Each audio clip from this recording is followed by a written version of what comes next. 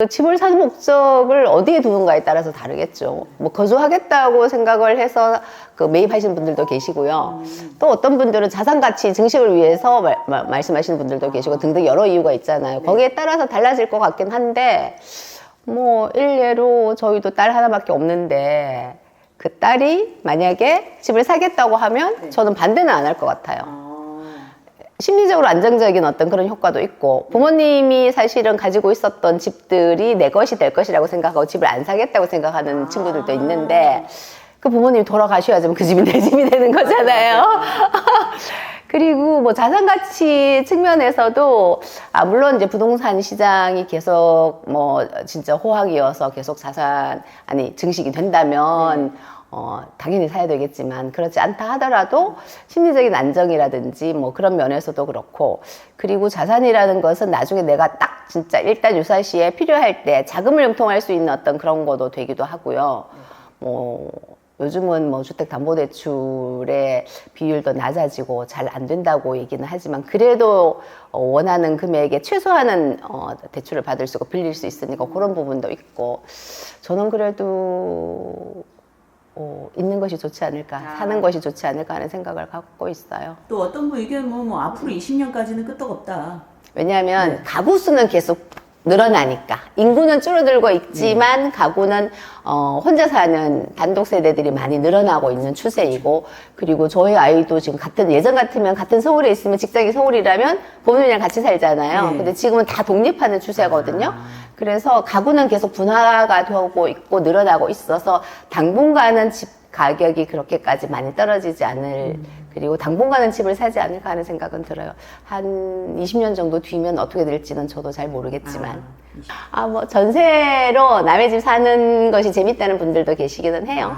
왜냐하면 내 집이면 그 집에서만 살아야 되는데, 그런데 이제 전세라면 지역을 바꿔가면서 편하게 이동할 수 있는 장점이 있기는 하죠. 이 지역도 살아보고 저 지역도 살아보고 또 주택 유형도 이런 것도 살아보고 저런 것도 살아보니까. 근데 이제 딱 내 집을 장만을 해서 거기서 산다고 생각하면 그 집에서만 살아야 되고, 그렇지 않으면 이제 매도하고 또 옮겨야 되고, 물론 뭐 전세 놓고 가시는 분들도 계시긴 한데 그런 사람들은 보편적이지 않으니까 그런 건 있죠. 우리나라 정부의 주택 정책이 대체로는 아파트 위주로 형성되고 있고, 그 이유는 부동산 거래의 이제 뭐 한 80% 정도가 주택 거래고, 주택 거래의 80% 정도가 아파트 거래예요, 사실은 통계적으로.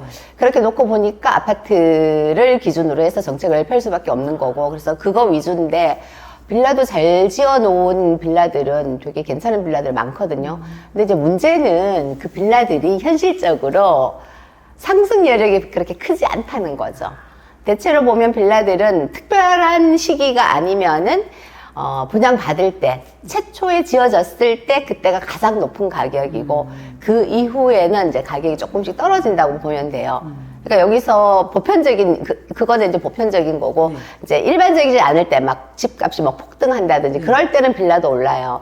근데 보편적으로 빌라 가격이 신축일 때가 가장 높은 거라서, 그래서 자금에 맞춰서 빌라를 매입하시는 분들이 아니면은 빌라보단 그래도 아파트를 선호하죠. 상승 여력이 더 크다고 생각하니까. 그리고 이제 또 어르신들은 빌라를 좋아는 해요.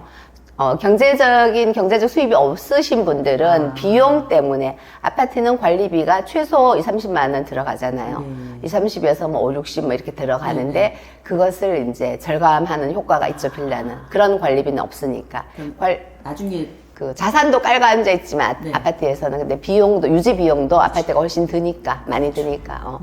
그리고 이제 빌라가, 은평구 같은 경우에 아까 말씀하신 대로 역세권으로 빌라가 들어선 곳이 많지가 않았어요, 지금까지. 앞으로는 좀 뭐 있겠죠. 대조라든지 뭐 역세권 재개발 요즘 또 유행이니까 뭐 그런 거라든지 있는데, 그 전에는 거기가 이제 지하철역 근처로는 빌라 다세대들이 많았었죠. 단독들이 많았었고, 지금도 그런 곳이 많고요. 그러니까 초역세권, 은평구 놓고 봤을 때 노기캐, 그러니까 녹번역 쪽에 있는 아파트들 빼고는 초역세권이 그렇게 많지는 않거든요. 그러니 대체로 다세대 주택들이 역 근처로 많아서, 또 그거 편리함 때문에 이용하시는 분들도 계시고, 뭐 그리고 이제 사실은 빌라하고 아파트의 소비층이 좀 달라요. 다른 지역의 고가의 뭐 빌라 격인 그런 연립주택이나 이런 곳들 있는 곳이 아닌 일반적인 다세대 주택, 그러니까 은평구 같은 네. 경우에는 가격 차이가 아파트와 다세대 주택의 차이가 되게 많이 나거든요. 그래서 이제 선호한다기보다는 네. 찾아오는 사람들의 어떤 그런 차이가 좀 있죠. 자본. 자기가 가지고 있는 네, 자산, 자산 가치에 의해서. 자산의 크기에 따라서 또 달라지는 거니까. 네. 그리고 젊은 층일수록 사실은 아파트를 좋아하죠.